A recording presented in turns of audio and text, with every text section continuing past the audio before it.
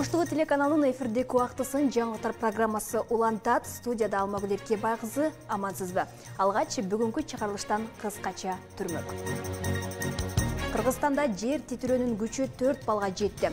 Очогу Казакстанда болгон. Тышкы иштер министрлигинин маалымат кызматы АКШда Кыргызстандан 2 жараны жол кырсыгынан көз жумганын тастыктады. Оштогу стадионго таандык 1 гектар жер аянты жеке тараптардын колуна мыйзамсыз сатылып кеткен. Мэрия кайтарууга белсенүүдө. Кыргызстандын көк бөрүүчүлөрү оюн малындагы ар кандай кырсыктардан ден соолугун жана өмүрүн камсыздандыра башташты.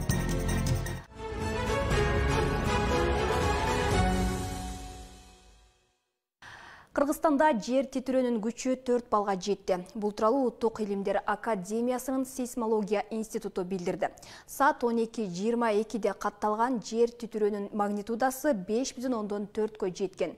Эпи борбору Чолпон Атадан 35, Алматыдан 50 жана Бишкектен 190 чакырым алыстыкта жайгашкан.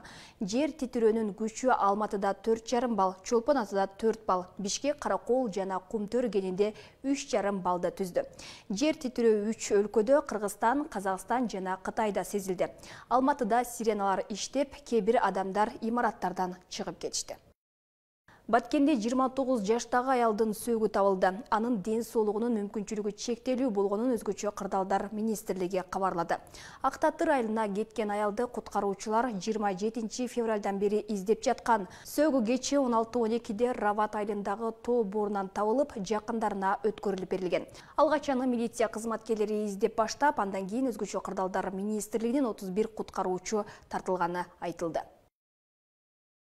Тышкы иштер министрлигинин маалымат кызматы АКШнын Филадельфия шаарындагы Кыргызстандын 2 жараны жол кырсыгынан көз жумганын тастыктады. Буга чейин соц тармакта Филадельфияда жол кырсыгынан 2 кыргызстандык жигит каза тапканы, анын бири АКШга апасы менен жаңы эле барып жеткирүү кызматында иштеп жатканы тууралуу маалымат тараган. АКШдагы элчиликтин маалыматы боюнча Пенсильвания штатынын Филадельфия шаарларындагы шосседе Кыргызстандын 2 жараны каза тапкан. Көз жумган жигиттер 21 жана 22 жашта болушкан деп жазылат маалыматта. Учурда элчилик тарабынан кырсыктын бардык жагдайларын тактоо боюнча тиешелүү иштер жүргүзүлүп, каза болгондордун сөөгүн мекенге жеткирүү маселеси каралып жатканы кошумчаланды. Кыргызстанда бир катар менчик лабораториялар изилдөөлөрдүн баасын 30%га чейин төмөндөтөт. Бул тууралуу УКМКнын маалымат кызматы билдирди. Ага ылайык УКМКнын карапайым эл үчүн көрсөтүлүүчү медициналык лабораториялык кызматтардын баа саясатын жөнгө салуу боюнча жүргүзүп жаткан ишинин алкагында өлкөдөгү ири менчик медициналык мекемелердин өкүлдөрү менен жолугушуу өткөн. Сүйлөшүүдө Интелмед, Аквалаб, Евролаб, Гематест, Экспресс Плюс, Медикана, Лазмед клиникасы, Интерлаб, Интермедикал жана Фарватер ири компанияларындагы лабораториялык изилдөөлөрдүн баасын 30%га чейин төмөндөтүү макулдашылды деп жазылат маалыматта.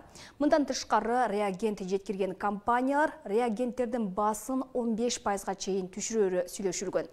Юрфа жоопкерчилиги чектелген коомунун жетекчилиги текшерүү томографиясынан өткөн бааны 20%га чейин төмөндөтсө, Интермед жоопкерчилиги чектелген коому мамлекеттик медициналык мекемелерде дарыгердин жолдомосу менен барган бейтаптарга 50%га чейин жеңилдетилген кызмат көрсөтө турган болду деп жазылат билдирүүдө.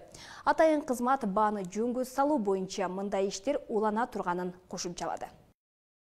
Бишкекте 5 курьер алдамчылык боюнча кармалып, убактылуу кармоочу жайга киргизилди. Бул тууралуу шаардык ички иштер башкармалыгынын маалымат кызматы кабарлады. Башкармалык акыркы күндөрү телефон аркылуу алдамчылык фактылары көбөйүп жатканын эске салды. Мисалы, февралдын соңунда бир аялга белгисиз адам чалып, келини жол кырсыгына кабылганын айткан. Ал келиндин ишин оң жака чечүү үчүн 100 000 сом жана $500 алган. Шектүү каражатты курьерлик кызматы көрсөткөн таксист аркылуу алдыртканы белгилүү болуп, натыйжада таксист да көрсөтмө берүүгө аргасыз болгон. Буга байланыштуу милиция Telegram каналындагы топторго жумуш издеп жүргөн жарандарга, айдоочуларга жана таксисттерге кайрылды. Алар алдамчылыкка барып жатканын билбей, чабарман катары бирөөнүн үйүнө барып акчасын алса, алдамчылык беренеси боюнча кылмыш жоопкерчилигине тартылып калышы мүмкүн деп жазылган маалыматта. Милиция курьердин аракети уюшкан топко кошулуу катары каралышы да ыктымал экенин эскертти. Жарандардын жашаган жери боюнча чабарман атын жабынып барып акча алып, жарандар алдамчылыктын таасири астында акчаны берсе, сиздин кичинекей болгуңузга карабастан Кыргыз Республикасынын кылмыш жаза кодексинин 209-беленесинде каралган кылмыштын катышуучулары катары жоопко тартыласыз. Ал эми далилдердин жыйындысы болсо, чабармандын аракети уюшкан топко кошулуу катары каралышы мүмкүн. Бул жоопкерчиликти күчөтөт. Өзгөн районундагы базар мамлекетке алынды. Бул тууралуу Улуттук коопсуздук мамлекеттик комитети билдирди. Базар жалпы 5 гектар аянтты ээлеп, анын 10 сотыгына административдик имарат түшкөн. Кожоюндары ыктыярдуу түрдө өткөрүп бергени айтылат маалыматта. Базар 470 миллион сомго бааланган. Базар мамлекетке сотко чейинки өндүрүштүн алкагында алынганы айтылып, бирок эмне болгон сот эшекени маалымдалган эмес. Учурда тергөө жүрүп жатканы кабарланды. 2023 жылы ноябрь-декабрь айларында содагерлер ККМ боюнча нараазычылыкка чыгышкан. Андан кийин президент Садыр Жапаров менен УКМКнын төрагасы Камчыбек Ташиев ээлери содагерлерге шарт түзбөсө базарын алып коюшарын эскертишкен. Ахматбек Сүйүнбаев атындагы стадионго таандык 1 гектар жер аянты жеке тараптардын колуна мыйзамсыз сатылып кеткен. Эми ал жерлерди кайрадан кайтаруу иштери башталды. Учурда стадион айланасында мыйзамсыз делген 10 курулуш аныкталып, аларды бузуп алып салуу иштери жүрүп жатат. Белгилей кетсек, стадионго таандык жерлер сатылып олтуруп, бүгүнкү күндө 4,5 гектар гана жери калган. Ахматбек Сүйүнбаев атындагы Борбордук стадиондун баштапкы жери дээрлик 6 гектарга жакын жер аянтын ээлесе, бүгүнкү күндө жылдан жылга кетилип отуруп, анын 4,5 гектар гана жер аянты калган.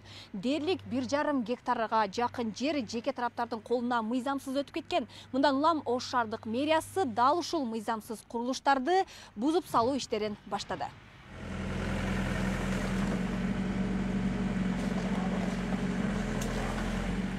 Жалпы стадионго таандык 1 гектар жер кайтарылат. Учурда стадиондун айланасында мыйзамсыз делген 10 курулуш аныкталган. Алардын арасында документи жок колдон колго өтүп келген объектлер бар. Азырынча сот чечими чыга элек, бирок жеке менчикке өтүп кеткен жер ээлери менен пикирге келип, курулуштарды бузуу иштери башталган.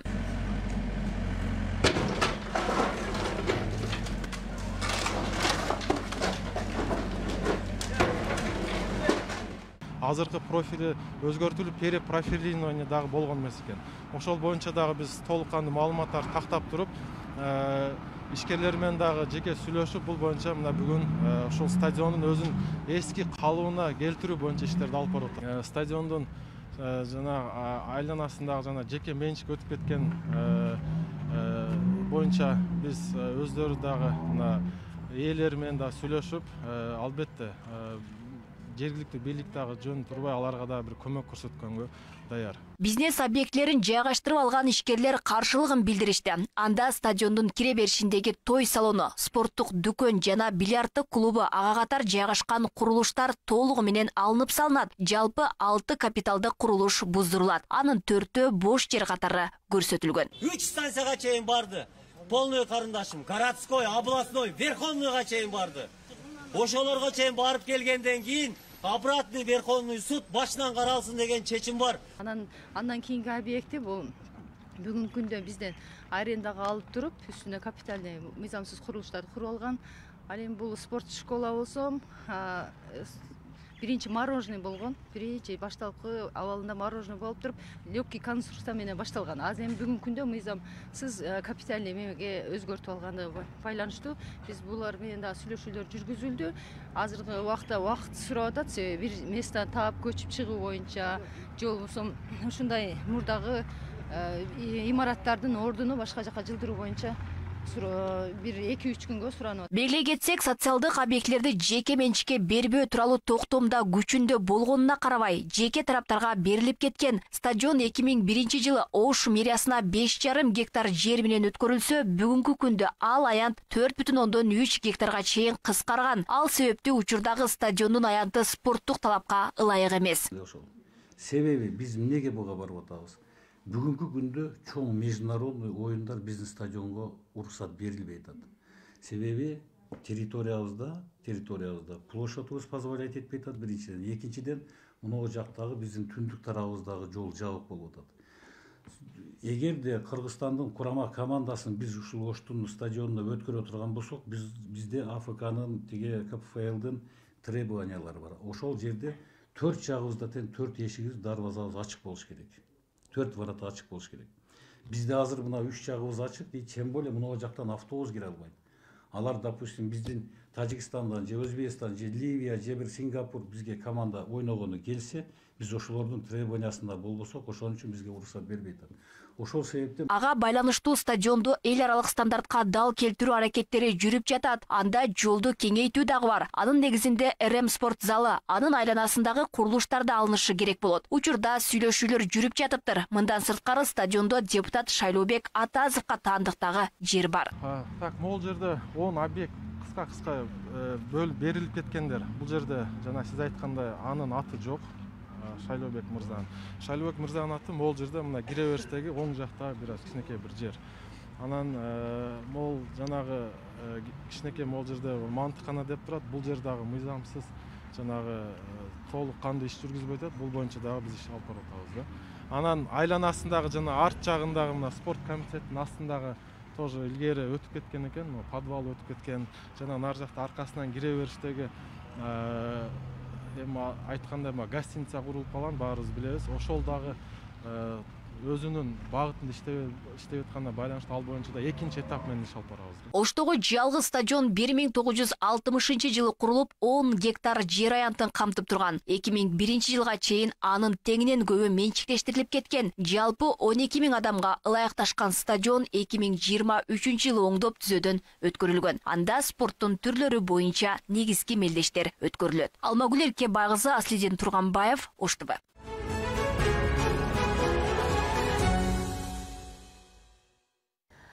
Кыргызстанда мындан ары мектеп директорлугуна сынактар жаңы эреже менен өтөт. Эми жаңы эреже боюнча директордун бош кызмат ордуна 7 жылдан кем эмес үзгүлтүксүз педагогикалык тажрыйбасы бар жарандар катыша алат. Ошол 7 жылдын 2 жылы ал адам директор же анын орун басары катары иштеген болушу керек.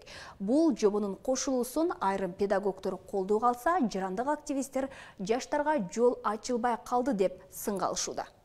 Өлкөдө мектеп директорлору сынак аркылуу гана кызматка дайындалмай болгон. Учурда аталган сынак жаңы эрежелер менен толукталды. Ага ылайык жаңы эреже боюнча директордун бош кызмат ордуна 7 жылдан кем эмес үзгүлтүксүз педагогикалык тажрыйбасы бар жарандар катыша алат. Ошол 7 жылдын 2 жылы ал адам директор же анын орун басары кызматында иштеген болушу керек.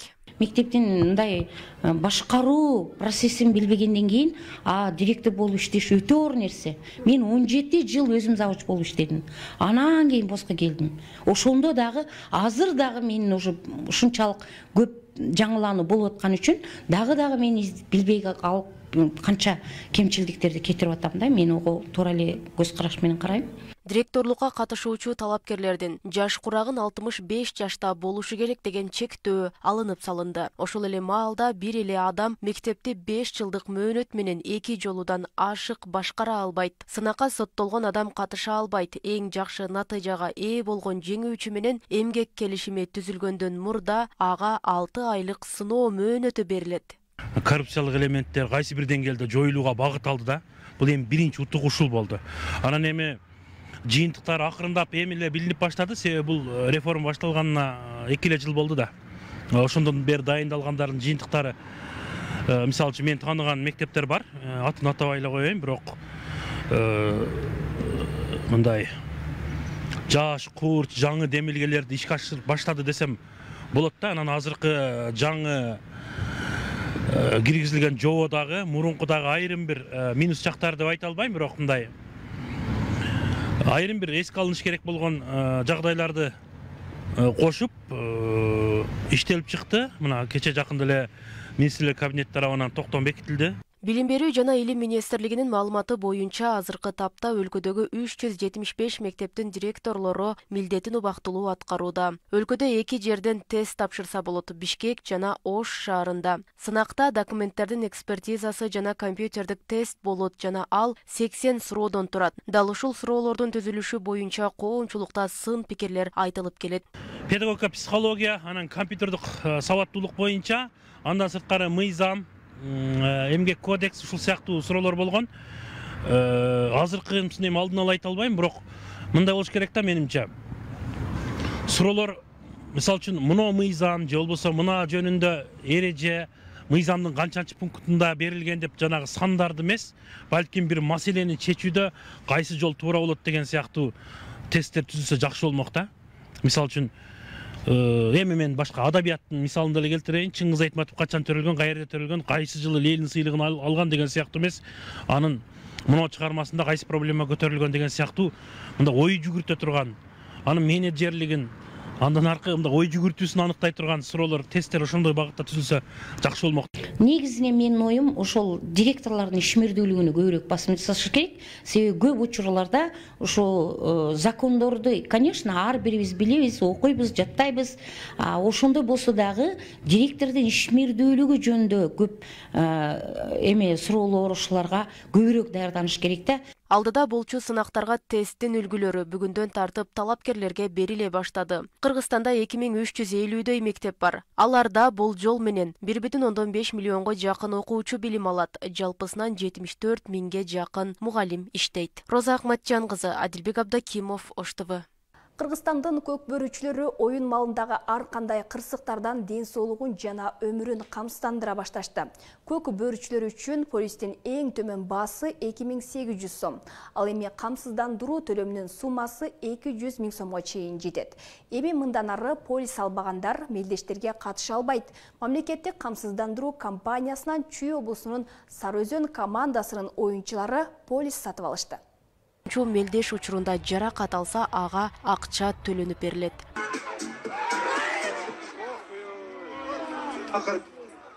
Скорый, жөчөлдөр качкылай. Скорый баратат. Ой, тавастыктар. Интернет желесинен көкбөрүдөн жаракат алгандардын жүрөк ишин алган тасмалары ондоп саналат. Арасында ден соолугунан ажырап майып болуп калгандар, бир нече оор операцияларды башынан өткөрүп комада айлап жаткандар дагы бар. Көкбөрү Кыргызстанда жоон топ көрманы бар улуттук оюндардын бири. Оюндун сүйүүчүлөрү дагы жараты көп экенин айтып, кесипкөй даярдык менен жандашууга чакырышат. Улака жашнакай эле барган, эл катары алтысан маман элечи. Үйдөн жашнакай эле атам батасын алып, жашнакай эле чыккан, оюн жашнакай эле болуп аткан ийгиликтүү. Анан ошол жерде эмнегедир мындай шашылыш болуп калдым да өзүм да. Ошол жерден атка төбөлөнүп калдым да. Мен жерге жыгылып түштүм. Жыгылып түшкөндөн аттар да төбөлөп өттү да. Өтө эле кыйын болду да, чынын айткандачы. Мамлекеттик камсыздандыруу компаниясынан Чүй облусунун Сары Өзөн командасынын оюнчулары полис сатып алышты. Полистин эң төмөн баасы 2800 сом. Ал эми камсыздандыруу төлөмүнүн суммасы 200 миң сомго чейин жетет. Эми мелдешке катышам деген ар бир команда сөзсүз түрдө камсыздандыруудан өтүшү керек. Азырынча Ош облусундагы командалардын жакынкы күндөрү мелдеши жок болгондуктан полис алуу тууралуу ойлонуша элек. Мына официалдуу түрдө алыныш керек, мындай деп, ошо 3 күн 4 күн болду, Сары Өзөн командасы алды. Оштун командалары эми сүйлөшүүлөр жүрүп атат. Ушул оюнга, эртеңки оюнга эгер командада оюнчунун полис жок болсо, командага катышпайт деп ошого такап туруп алынат да, алдыртат.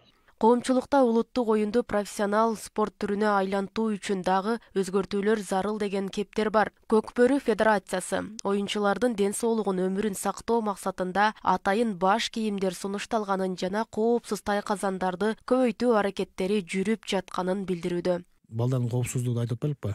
Бүгүнкү күндө биз кыргызча эле Кудай сактасын деп эле уруп жүрөбүз да. Эч кандай мындай защитный элементтер жок. Баш кийим тебетей кийип алабыз. Бирок тебетейге караганда может тебетей каска мындай пластика мен болсо может коопсузураак болот деген ой келет да бизгечи. Ошону иштеп чыгарып атабыз. Белгилей кетсек, Астанада быйыл өтө турган көчмөндөр оюнуна көкбөрү киргизилген эмес. Казак жана кыргыз оюнчуларынын ортосундагы пикир келишпестик тай казандан улам жаралып келет. Башкача айтканда, көкбөрү оюнунда тай казандын тегерегинде дагы талаштуу талкуулар бар. Роза Акматжан кызы, Адилбек Абдакимов, Ош ТВ.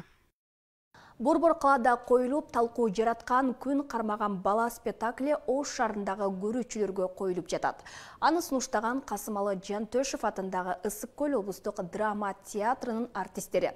Аталган чыгарма Кыргыз Республикасынын эл жазуучусу Султан Раевка таандык. Жаш режиссер Улан Мырза Карыпбаев коюп жатат. Аталган чыгарма коомдогу актуалдуу көрүнүштү чагылдырат. Артордо 2023 эл аралык фестивалында баш байгени жеңген күн кармаган бала спектакли Ош шаарында көрүүчүлөргө тартууланып жатат. Чыгарма Касымалы Жантөшев атындагы Ысык Көл облустук музыкалык драма театрынын актерлор тарабынан коюлууда.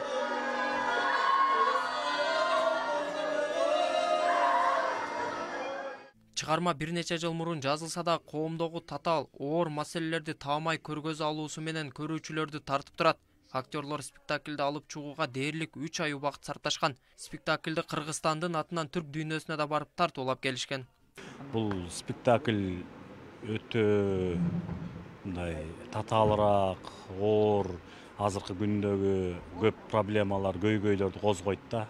Бардык азыркы эмне көйгөй болсо ошол көйгөйлөрдүн баарын козгойт. Анан элдин кабыл алуусу жакшы, аябай жакшы. Анткени ушу бүгүнкү күндөгү көйгөйлөрдү айтып атат да. Элдин кабыл алуусу жакшы. Көптөгөн гран-прилерге, көп сыйлыктарга ээ болгонбуз бул спектакльдер менен. Кыргызстандын атынан ошо түрк дүйнөсүнө барып дагы тартуулап келгенбиз. Режиссер бул чыгарманы сахналаштырууга 3 ай убакыт сарптаган, жалпы 26 каарман аткарат. Алгач Борбор калаада коюлуп, социалдык тармактарда талкуу жараткан. Мындан улам бул эмгегин театрдын жетекчиси, маданияттуу жана театрдык революция жасалды деп баа берет. Бүгүнкү күндө Ош чергесиндебиз. Кечээ күнү эле Бишкек биздин столицабыздан келдик. Жергелерге Кудайым буйруса барабыз. Ар бир районго же болбосо Дубанга дейли. Бирок биздин планда турган нерсе Алматы жана Ташкент болуп турат. Бүгүнкү күндө апрель айында. Бүгүнкү күндө мындай десе болот да. Бул культурная революция. Театральная революция десем болот. Кандай бир адам болбосун, театрал болобу, жөнөкөй адам, биринчи театрга келген адам дагы аябай бир суктанып кетүүдө. Күн кармаган бала спектакли Азербайжанда өткөн Түрксой эл аралык уюмунун фестивалында баш байгени жеңип алган. Бирден менен көргөн көрүүчүлөр мындай чыгармалар коомго руханий азык берет деп эсептеп, байма-бай сунушталып турса дешет. Кабыл алышы мен кечеден бери угуп атам, жакшы. Мындай спектакльлер керек. Бизге маанилүү бирдекени бирөөгө жеткириш үчүн бар тартип бирдеке керек да, бирөөгө сөз жеткириш үчүн. Мен ошентип өзүмдү кабыл кылам. Маселен, чоң адам сүйлөшөдө, кичинеси сүйлөсөдө бирдекени угуп атат, ошо түшүнүп, через спектакль адамга көп нарса барады. Султан Раевдин күн кармаган бала спектакль болуп жатат азыркы учурда. Башталышынан баштап эле адамга өзгөчө сезимдерди тартуулады. Сахналык көрүнүштү аягындай жакшы аткарып атышат актерлор. Мага абдан жакты.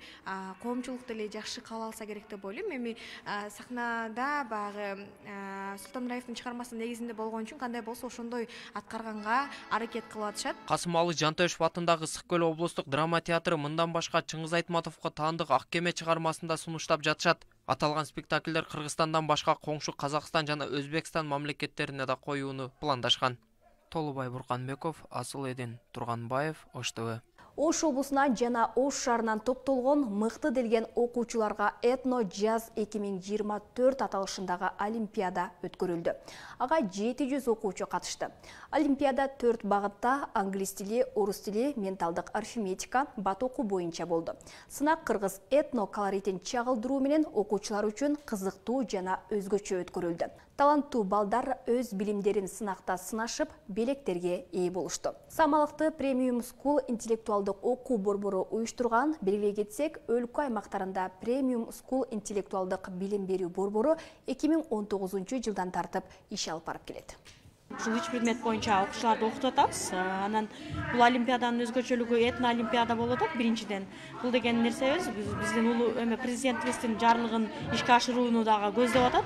Бул жерде этно болуп атканда биздин улутубузду улуттук, каада салтыбыз улуттук, кийимдерибиз бардыгы өзүбүзгө тиешелүү салт санааларыбыздын бардыгын балдарга үйрөтүү максаты негизделип атат да. Бул жерде 6-16 жаш курагындагы балдар үчүн атаандаштык болуп жатат. Биздин максатыбыз окуучуларды ар тарапта өнүктүрүү, шаардан алыс жайгашкан мектептерге кошумча окуу сабактарын киргизүү жана ушул эле биздин олимпиадаларды дүйнөлүк аренага чыгаруу. Мектеп бул негизги базалык билим, ал эми бул кошумча курстар, бул кошумча билим болот да.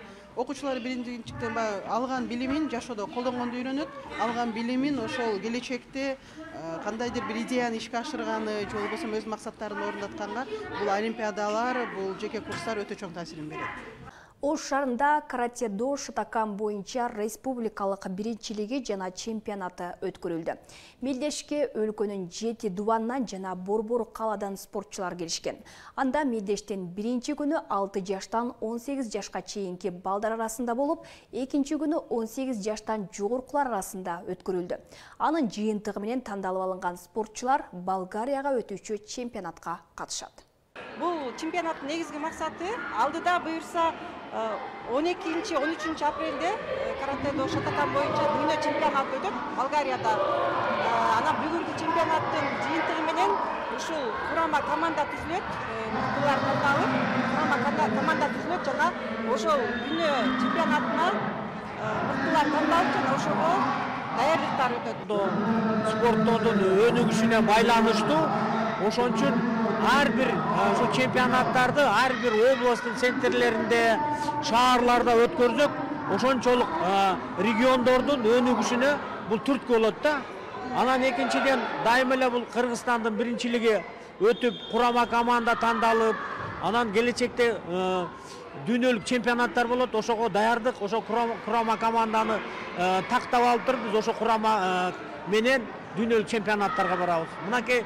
Мына ушундай маалыматтар кечки жаңылыктардын негизги топтомун түздү. Кайрадан эфир аркылуу амандашканча саламатта калыңыздар. Ал эми түз эфирдин жүрүшүн дүйнө жаңылыктары улантмакчы.